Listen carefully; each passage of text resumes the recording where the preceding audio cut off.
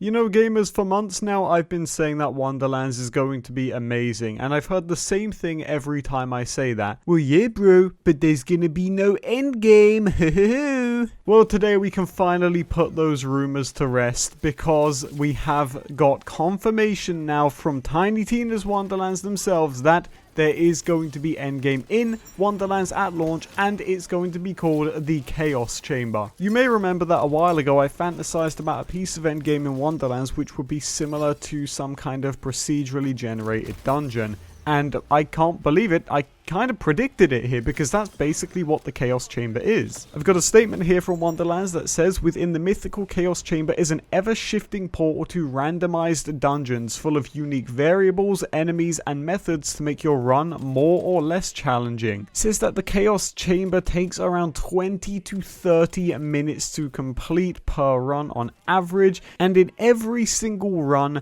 the whole layout of the Chaos Chamber is 3 randomized rooms where there will be objectives and enemies that you have to take down, and then it'll be capped off with a mini boss fight, and then after that you'll go into 3 more rooms, and then you'll have another huge boss fight as the big massive finale. But there's more, because every time you complete a room that isn't the preceding one to a boss fight, 2 portals will open in the room, giving you a choice over what's going to be in the next room. And as you can probably imagine, this adds amazing levels of depth to stuff like speed runs, challenge runs, and more. Now, with the Chaos Chamber, you'll have 3 lives to get this done, and I believe this is just down to individual lives. So if you're in co-op and you've got 4 people and 3 of them die, that's going to be a wipe for your team in the Chaos Chamber. I could be wrong on that, but I'm almost positive that's how it works. And the lead game designer Kent Rochford says that they have over 60 level layouts for the Chaos Chamber, meaning there is going to be plenty of different unique runs, and man, I just can't wait. But we have more info, we're not done there. It says that by beating a Chaos Chamber run, you'll earn Moon Orbs, which is an in-game currency that you can spend at the enchantment reroller in Brighthoof. So I'm guessing the Moon Orbs in this game is going to be similar to Iridium, but it looks like, or at least sounds like, it's only going to be available from this endgame content. But that's not just the only currency that we're going to be talking about, because I know when I say Moon Orbs, you probably think of the rainbow loot beams that we spoke about a while ago, right?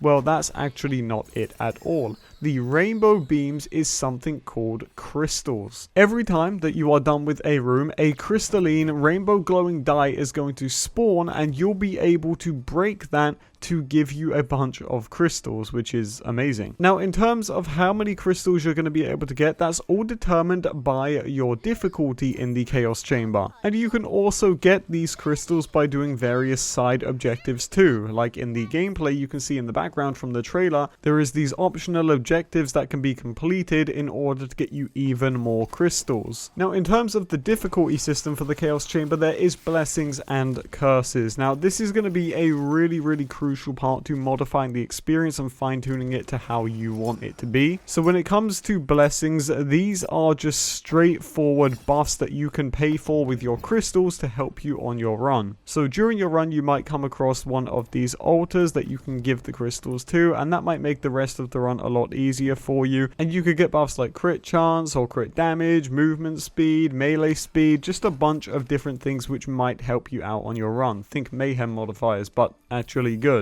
And then in terms of curses, you can take these on, and you can take an easy curse, a medium curse, or a hard curse, and that's obviously going to give you a bunch of debuffs or make the enemies a lot stronger, just anything to make your experience more difficult. But as a reward, you will get even more crystals, like a buttload more crystals. So the core loop of the Chaos Chamber in summary is you begin your run, you have 3 rooms, a mini boss, another 3 rooms, and then a main boss. But along the way you're collecting crystals, and you're also doing your blessings and your curses depending on what you actually want your run to be like. And then once you've weathered the storm and you're in the final room, you can actually use all of the crystals that you've accumulated up until that point to select what rewards you want from that Chaos Chamber run. So in the final room, you'll be able to see these bunny statues that have these symbols above their heads telling you what each of them drops. Think of like the Diamond Armory, where you knew which wall gave you what kind of loot. And you can spend your crystals on these bunnies to give you specific kinds of loot. So if you're someone who's farming an artifact because you're searching for that perfect snowdrift, for example, I don't even know if it's in the game, but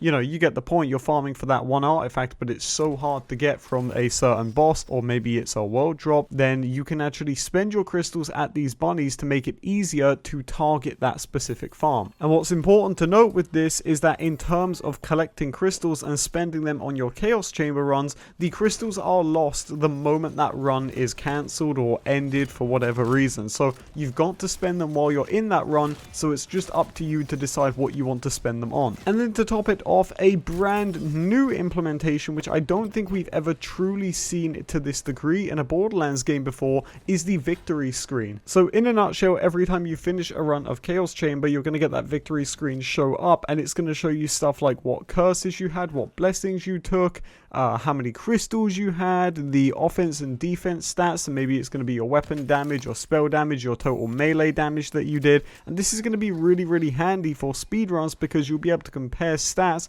and just show off how well you did. But that's not all, because it gets even better, with Gearbox saying that pretty much every single week there's going to be a featured run in the Chaos Chamber, so a specific layout of rooms, specific enemies, tasks and whatnot, that the community can just jump into and all compare how well they did. Think of it kind of like a Nightfall in Destiny, where every single week it's going to rotate a specific run that you can go into to get rewards and compare to other players how well you're doing. I think that is an amazing idea, just strictly amazing. And now, just to end off this article here, we also are told that there is something else called the Chaos Trial, but we don't know anything about that. So yes, this end game gets even deeper, guys, even deeper. There is even more here to uncover, but we're just going to have to wait to find out more about that. Now, I also do want to say before we get off here today